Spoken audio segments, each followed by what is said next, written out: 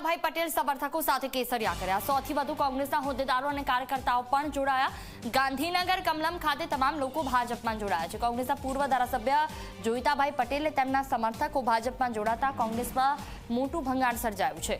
જોઈતાભાઈ પટેલ 3 વાર ધારાસભ્ય રહી ચૂક્યા છે અને એકવાર સાંસદની ચૂંટણી પણ લડી ચૂક્યા છે। બનાસ ડેરીનો વારાણસી ખાતે કાર્યક્રમ યોજાયો હતો। તે કાર્યક્રમમાં નરેન્દ્ર મોદી સાથે મળીને જોઈતાભાઈએ ભાજપમાં જોડાવાનું નક્કી કર્યું હતું। કોંગ્રેસથી નારાજ થઈ જોઈતાભાઈ પટેલ તેમના સમર્થકો સાથે ભાજપમાં જોડાઈ રહ્યા છે। જોઈતાભાઈ પટેલ તેમના સમર્થકો સાથે ગાંધીનગર જવા નીકળ્યા।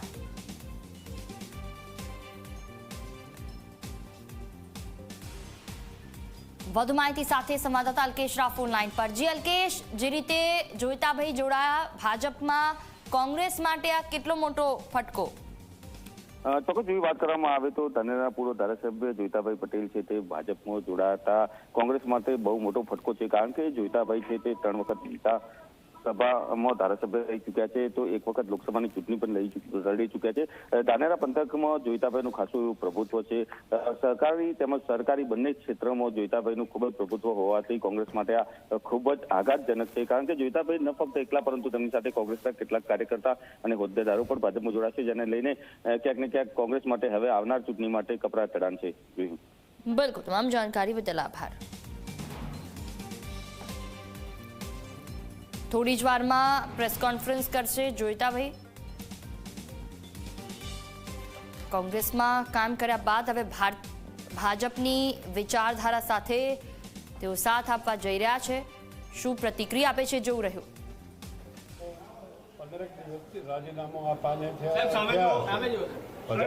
વધારે ટાઈમ નથી થયો, પણ રાજીનામું કોંગ્રેસમાંથી આપીને ભાજપમાં જોડાવાનું શું કારણ? ભાજપમાં જોડાવાનું એક જ કારણ છે કે રામ મંદિરના ઉદ્ઘાટન વખતે કોંગ્રેસ ગેરહાજર રહી। અમે તો જન્મથી રામ ભક્ત છીએ અને આખો દેશ રામમય હતો અને 10,000 વર્ષથી આ દેશ રામ રાજ્ય આવે એવી શ્રદ્ધા અને વિશ્વાસ સાથે આગળ વધી રહ્યો છે। એટલે આ કારણથી અમે ભાજપમાં દાખલ થયા। ભાજપમાં જોડાયા છો ત્યારે લોકસભાની ચૂંટણીમાં ભાજપે જે ઉમેદવાર જાહેર કર્યા છે અને કઈ મદદ કરશો? 5 લાખની લીડથી જીતશે એવો મત વ્યક્ત કરો છો? જરૂર જીતશે। જોઈતાભાઈ, આપની સાથે ઘણા સમર્થકોને આપણે જોડ્યા છે, આજે લઈને આવ્યા છો, પણ આપણા સગા ભત્રીજા મુકેશ ચૌધરી જે યુવક કોંગ્રેસમાં સક્રિય છે, એને જોડવામાં સફળ નથી રહ્યા, અથવા જોડવાના છો ભાજપમાં? આજે ખૂબ કાર્યકરો ધાનેરા વિસ્તારના દરેક વર્ગના, દરેક સમાજના, દરેક જ્ઞાતિના હોદ્દેદારો, સરપંચો। આપણા ભત્રીજા જોડાશે મુકેશ ચૌધરી, સગા ભત્રીજા જે કોંગ્રેસમાં જીવો કોંગ્રેસમાં?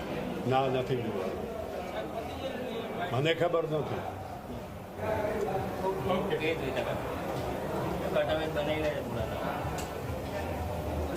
અહીંયા જો પેલા